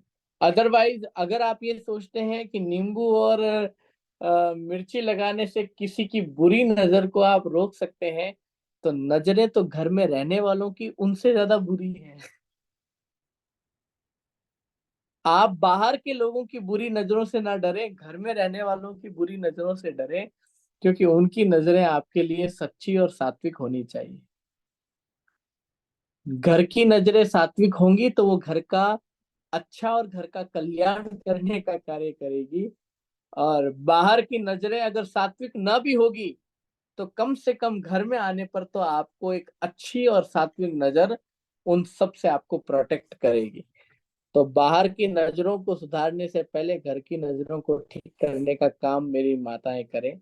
चाहे स्वयं की हो, चाहे अपने पति की हो, चाहे अपने बच्चों की हो, अपने बड़े भाई की हो, अपने बड़े जेठ की हो, अपनी जेठानी की हो, अपने सास की हो, अपने ससुर की हो, उनकी नजरों में हम अच्छे बने रहे और हमारी नजरें उनके लिए अच्छी रहे, इससे ज्यादा नींबू और इससे ज्यादा अच्छी मिर्ची और दुनिया में कोई नहीं हो सकती।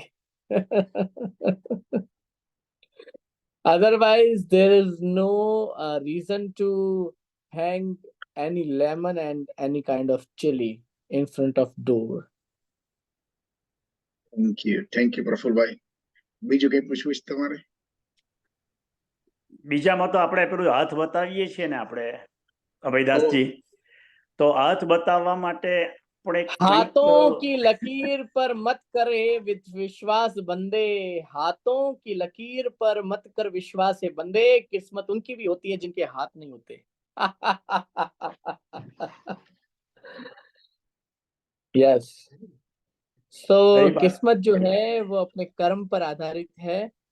हाथों की लकीरों पर जो पामिस्ट्री है वो इसी हद तक ठीक है कि जो हमें सिर्फ डायरेक्शन दे सके कि टेंटेटिव 70-80% हमें जीवन में क्या करना चाहिए, क्या नहीं करना चाहिए। बेसिकली हमारी लाइफ लाइन, हमारी हार्ट लाइन, हमारी माइंड लाइन, ये तो 3 लाइन जो हमारे हाथ में होती है, इसका हमारे मस्तिष्क पर और हमारे हमारे शरीर में बदलते हुए व्यवहार पर थोड़ा प्रभाव तो होता है। मैं आपको विश्वास दिलाता हूँ कि ये 60-40% ओके है, जो हमें एक डायरेक्शन दे सकती है। डायरेक्शन मीन्स कि हाँ, हमारी लाइफ में ये चेंजेस आएंगे, ये उतार चढ़ाव आएंगे, हम जिससे हम कैलकुलेशन लगा सके। This is all prediction.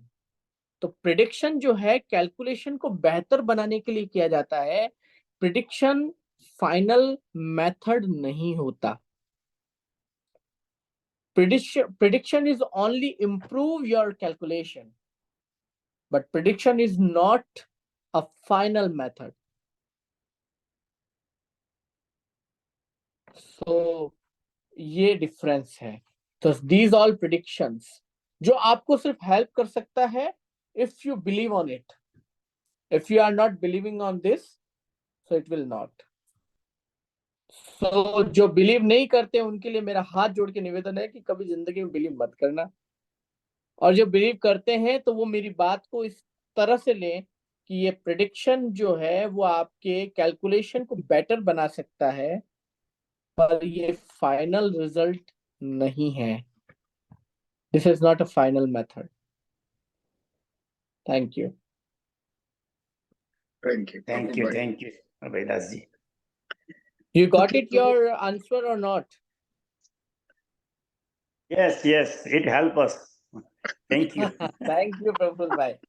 I love your balcony. I love your sofas. I love your that jhula, the traditional Gujarati jhula.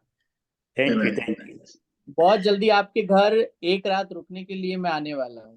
अच्छा अच्छा, you are welcome. Yeah. तो अभी वो देखो आज तो टाइम हो गया, तो ऐसा करते हैं कि आप, मैं थोड़ा सा बीच में रुक गया था, मुझे ये इसीलिए समझ मुझे नहीं पता आया, ये माताओं के सवाल है और एक भी माँ ने सवाल नहीं पूछा, एक भी नहीं, देवी ने इसीलिए सवाल उन नहीं लोगों पूछा। इसीलिए ने उन लोगों ने नहीं पूछा कि वो माताओं ने हमें इसीलिए ही रखा है ना। नहीं, तो मैं आज आगे से इसके सख्त खिलाफ हूँ। माताओं के सवाल मुझे माताएं खुद पूछेंगी, बस किसी तो भाइयों उसको की जरूरत नहीं है मुझे। तो अभी मैं जो जिसके पास से वो क्वेश्चन आया उसको उन लोगों को बता दूंगा कि नहीं, उनको हाजिर ही रहना है और उनको ही एक पूछना है। सेशन, अगला सेशन ऐसे करिए, कबीर विजडम का सिर्फ माताएं ही रिप्रेजेंट करेंगी, माताएं ही पूछेंगी और माताओं को ही स्क्रीन पे दिखाया जाएगा, एक भी पुरुष स्क्रीन पे नहीं दिखेगा। That is I want. Okay, let's try, we will do that.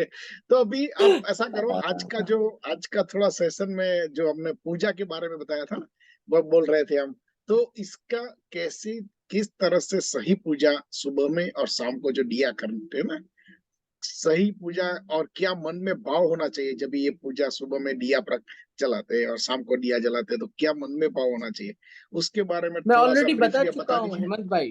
अच्छा अच्छा, इस पर ज्यादा डीप में जाने की जरूरत नहीं है, क्योंकि ये सवाल अगर जो भी लोग मेरे अभी सुन रहे हो या बाद में भी सुनेंगे उनको बोर करेगा, क्योंकि राइट। इसका आंसर मैं पहले से दे चुका हूँ कि पूजा करने के वक्त हमें क्या मन में भावना रखनी है। सिंपल सा मैंने बताया था कि भावना यही होनी चाहिए कि हे ईश्वर, मेरे अच्छे और बुरे कर्मों का मुझे ज्ञान करवाओ।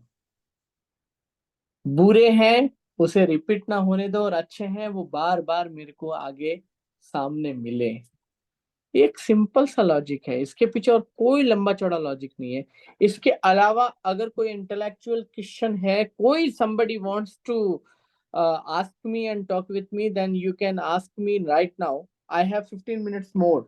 I can give you 15 minutes more.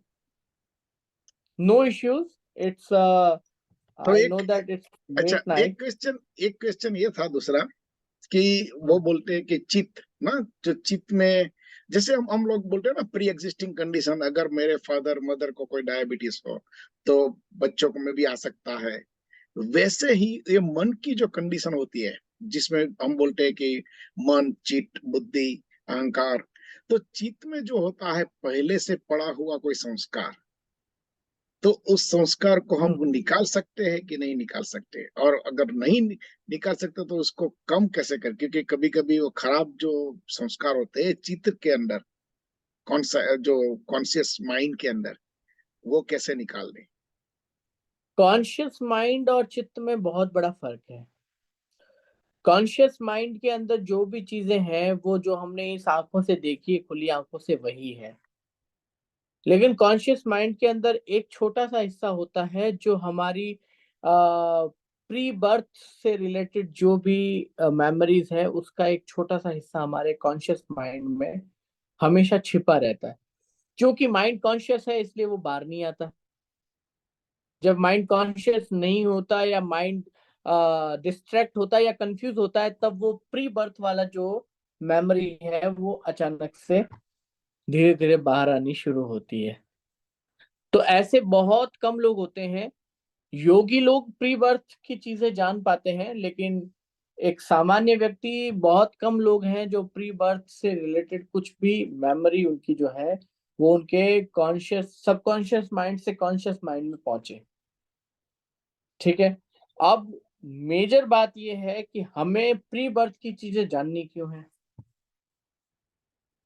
क्योंकि हमारे संतों ने तो साफ साफ कह दिया, पहले आप इंसान थे, घोड़े थे, गधे थे, हाथी थे, मनुष्य थे, उससे कोई मतलब नहीं। आज आप मनुष्य है ना, मनुष्य है इसलिए जूम पे टॉक कर रहे हैं, मनुष्य है इसलिए आप टेक्नोलॉजी को यूज कर रहे हैं, मनुष्य है इसलिए क्योंकि इस दुनिया में जीने वाले किसी भी लिविंग सोल में आप सबसे बेस्ट सोल है जिसको आपको ह्यूमन बॉडी मिली है। दूसरी सोल को ह्यूमन बॉडी नहीं मिली है। गुणों और अवगुणों की बात करें तो आज मनुष्य तो इतने निचले स्तर पे गिर गया है कि मनुष्य से अच्छा तो गधा है। कम से कम टाइमली वो गधे की तरह हाँकना तो जानता है। कोई बोझ डाल दे तो अपने कंधे पर बोझ को झेलना तो जानता है। सुबह को रवाना होकर शाम को अपने बाड़े में आकर के वापस खूंटी पे बंधना तो जानता है। ये मनुष्य तो इतना बिगड़ गया है कि अपने डेली रूटीन को, अपने कल्चरल रिचुअल्स को, अपने फादर, अपने मदर, अपने रिचुअल्स, अपनी फैमिली, अपना सोशल, अपना रिलीजन, इन सारे स्टेप बाय स्टेप जो उसकी जिंदगी में उसको आज जो वो है उसको बनाने में मदद किए हैं, उसको एक मिनट नहीं लगाता खूंटी पे टांग करके, हैंग करके, उसको जलाने में, उसको खत्म करने में, उसको डिस्ट्रॉय करने में। और एक गंदी सोच उसके दिमाग में भरी पड़ी है, I am the human, I can do whatever I want to do. But when you will do that you want to do, then what you will do? After finish that desire that you want to do, then what you will do? अगर ये पूछा जाए तो फिर वो यही कहेगा कि अब मुझे नहीं समझ आ रहा कि मुझे आगे क्या करना है। उस वक्त जब वो कंफ्यूज होगा, तब उसको हम जैसे संतों की, साधु की, मार्गदर्शक की आवश्यकता होती है, जो उसे बताए कि जो जो इस लौकिक जगत के डिजायर्स हैं, जो सुविधाएं हैं, जो आवश्यकताएं हैं, जो इस दुनिया में तुम सब कुछ हासिल करना चाहते हो, ये हासिल कर भी लोगे ना, इसके बाद भी जो महत्वपूर्ण चीज जो हासिल करनी चाहिए है, वो है पीस, वो है साइलेंस, और वो है be concentrate on your exact aim. और उस एम को पाने के लिए आप और हम सब पिछले 1-1.5 घंटे से लगातार इतने सारे सवाल पूछ रहे हैं। तो मेरी माताओं, मेरे भाइयों, मेरे युवाओं, आप सबसे मेरा हम्बल रिक्वेस्ट है, अपने चित्त, मन, बुद्धि, अहंकार, इन सब को सॉल्व करके, साध करके, और अपने आप को एक रियल डेफिनेशन की ओर ले जाएं, एक रियल कंक्लूजन की ओर ले जाएं, और एक सच्चे एम की ओर ले जाएं, जो आपको वास्तव में फोकस्ड करके अपने लक्ष्य के साथ, without harm nature, human and any kind of soul that you are seeing in this world, you have to be focused what you want to do as a humanitarian person, as a naturistic person. That is the main aim of a human being. Very good. तो आज यहाँ पे आपका अगर कोई closing remark हो तो आप बता दीजिए। क्लोजिंग आज रिमार्क आज मेरी माताओं से और मेरी जितने भी युवाओं से बस इतना ही है। मेरी माताओं, आपसे एक हम्बल रिक्वेस्ट है, आप सभी माताओं के जिम्मे सबसे बड़ी जिम्मेदारी है, आपके बच्चे, आपके घरों में बड़े हो रहे जितने भी यूथ है, इन पर अपना इन्फ्लुएंस इंडियन सेंटिमेंट्स के थ्रू दबाने की कोशिश ना करें। बार बार उनको मैं तेरी माँ हूँ, मैं तेरा भाई हूँ, मैं तेरा बाप हूँ, मैं तेरा वो हूँ, इन रिश्तों के बिहाफ पर उन्हें प्रेशराइज करके डाइवर्ट करने की कोशिश ना करें। उन्हें रियल जो हमारे रिचुअल्स, हमारे रिलीजन के जो हमारे कॉन्स्टिट्यूशन है, इनकी एक्चुअल जानकारी कि ये नियम क्यों बने, ये कॉन्स्टिट्यूशन हमारे धर्म में क्यों बना, हमारा धर्म ये बात क्यों कहता है, इसकी एक्चुअल जानकारी उन बच्चों तक पहुंचाने की और अपने परिवार तक रखने की कोशिश करें। मैं विश्वास दिलाता हूं, आपका बच्चा, आपका फ्यूचर, आपका अमेरिकन इंडियन जितने भी बच्चे हैं, वो जब जान जाएंगे कि हमारी रिचुअल्स, हमारे हर स्टेप, हमारे हर भगवान के स्वरूप, हमारे हर देवी देवता, इवन कबीर साहब के कहे हुए हर शब्द, it's totally scientific, then they will believe on you and they will trust on you. You are saying a truth thing, you are saying a truth, religious things which we thought these are false, but these are truth, these are scientific. ये तभी वो सोचेंगे जब आप actual चीजें उनके सामने रखने की कोशिश करेंगे। मेरा आप सभी माताओं से निवेदन है, पहले जानो, फिर उन बच्चों तक पहुंचाओ। आप जानोगे तो आपका बच्चा, चाहे वो कॉन्वेंट स्कूल में पढ़ता हो, चाहे वो पब्लिक अमेरिकन स्कूल में पढ़ता हो, वो कहीं भी पढ़े, इससे कोई फर्क नहीं पड़ता। पहला स्टार्ट यही है कि आप जाने, फिर आगे पहुंचाए जानकारी को। बिना जाने कोई भी जानकारी आगे ना पहुंचाए, ये घातक हो सकती है, और आपके बच्चे के बीच का जो ट्रस्ट वाला जो ब्रिज है, वो तोड़ने से बच सकता है। अगर उस ब्रिज को बना के रखना है, जो ट्रस्ट वाला ब्रिज है, वो तभी बन सकता है जब आप पहले जानकारी लो। नहीं हो तो मुझसे पूछो, फिर अपने बच्चों को डिलीवर करो, ये ज्यादा जरूरी है। और बहुत जल्दी अगले साल मार्च, अप्रैल, मई, जून, इन 3-4 महीनों में मैं बहुत लंबा समय अमेरिका में इस बार बिताने वाला हूँ। इस बार every day I want a session, every day I want my Bhakta community, my Gujarati community, my Indian community in front of me. So let's be plan when we do our next session in America. It doesn't matter. It will happen in Texas, California, Atlanta, Florida, New York, New Jersey, DC, Washington State, Arizona, Oregon, Nevada, New Mexico. It doesn't matter, कहीं पे भी हो। आप सब लोग इस मेरे next journey को अच्छे से प्लान करें, क्योंकि इस बार भी आधे दिन मुझे रेस्ट करना पड़ा, जो मुझे बिल्कुल अच्छा नहीं लगता। मैं भारत में भी रेस्ट नहीं करता, तो अमेरिका आके रेस्ट करने का तो सवाल ही नहीं बनता। मैं चाहता हूँ कि मुझे सोने ना दें, मुझे जगाए रखें, और मैं जगा रहूंगा तो आप लोगों को जगाने का काम और ज्यादा बेहतर से कर पाऊंगा। इसलिए राजू भाई, प्रफुल्ल भाई और हमारे हेमंत भाई, प्रतिबेन, मुकेश भाई, टेक्सास में रहने वाले मेरे जितने भी प्रदीप भाई, गजेंद्र भाई, जितने भी लोग जो भी इस वीडियो को देखें, आप सब लोगों से मेरा विनम्र निवेदन है कि इस बार की मेरी विजिट जो है, मार्च, अप्रैल, मई, जून, मिड मार्च में मैं आऊंगा। उसके बाद एक लंबी जर्नी में अमेरिका रहने वाला हूँ। Every day I want a new session, a new topic, और किसी भी पंथ संप्रदाय से ऊपर उठकर हमें सिर्फ स्पिरिचुअली बात करने पर फोकस करना है, जो हमारे मन में बैठे हुए इन सवालों को सुलझा सके।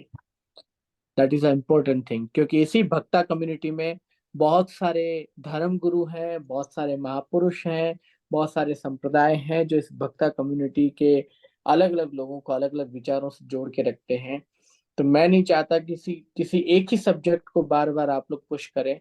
मैं चाहता हूं कि आपके मन में जो भी उलझन है, चाहे स्वामीनारायण संप्रदाय को फॉलो करने वाले लोग हों, चाहे कृपाणु माँ को फॉलो करने वाले लोग हों, चाहे हमारे श्रीमद राजचंद्र मिशन को फॉलो करने वाले लोग हों, चाहे जैनिज्म को फॉलो करने वाले लोग हों, चाहे हमारे कबीर विजडम को फॉलो करने वाले लोग हों, चाहे भक्ता कल्चर सेंटर को मानने वाले लोग हों, चाहे किसी भी व्यवस्था से जुड़े हुए लोग हों, आप सभी से मेरा निवेदन है, हमारा एम जो है, हमारे अंदर घुसे हुए दुनिया भर के ये ऐसे कंफ्यूजन क्रिएट करने वाले सवाल, इनको सॉल्व करना है, न कि अपने अपने गुरु और अपने अपने संप्रदाय को प्रमोट करना है।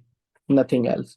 मैं आप लोगों के बीच बिना किसी संप्रदाय, बिना किसी गुरुवाद, धर्मवाद के जाल से बाहर निकल के मैं एक फ्रेश सवाल देने वाला एक साधु आपके सामने हूँ, जो फ्रेशली आपके बीच में नीट एंड क्लीन मुद्दों की बात करने के लिए आ रहा है, जो सिर्फ समाज के बीच में उनके अंदर उलझनों को सुलझाने के लिए आ रहा है। ये हमारा मेन उद्देश्य है। इन्हीं भावों के साथ अपने सभी माताओं को, मेरे सभी युवाओं को, हेमंत भाई और आप सभी, हमारे राजू भाई, प्रफुल्ल भाई, सभी, गिरीश भाई आज दिखे नहीं, गिरीश भाई को कहना कि गुरुजी ने स्पेशली आपको याद किया है। ऐसे नहीं चलेगा, अगर ऑनलाइन सेशन होता है तो आपको भी रहना कंपलसरी है। मुकेश भाई भी आज नहीं दिख रहे हैं, प्रीति बहन दिख नहीं रही हैं, जो भी हैं, आप सभी को मेरा बहुत बहुत आशीर्वाद। Ram Kabir, thank you very much. और आपने जो बोला वही, इसी इसी रीजन से ही हम लोग एक कबीर विजडम चलाते हैं, कि जिसमें हम संतों का आशीर्वाद, अच्छी नॉलेज, और जो हमारा मन का जो विचार है वो कैसे क्लीन करना है, प्रैक्टिस में लाना है।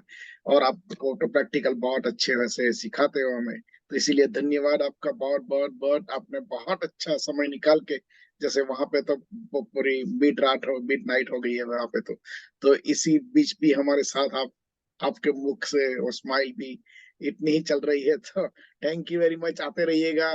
नेक्स्ट मंथ भी हम आपका सेशन फिर से कर देंगे, तो जी। आपको आना ही है। अभी तो हमारी वो, हम आपसे कह सकते हैं कि नहीं, आपको आना ही है, वही चीज है कि तो thank you again. Blessings to all of you, blessings, too much blessings on एक यू। और चीज आपसे आज चाहिए हमें, वो जो शांति जी। प्रार्थना हम करते हैं, वो आपके मुख से हम सुनना चाहते हैं, तो शांति प्रार्थना कर लो और बाद में। ओम पूर्णमद पूर्णमिदं पूर्णात् पूर्णमुदच्यते पूर्णस्य पूर्णमादाय पूर्णमेवावशिष्यते।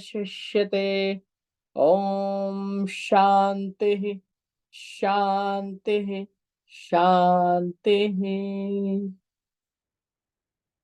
सभी को बहुत बहुत आशीर्वाद।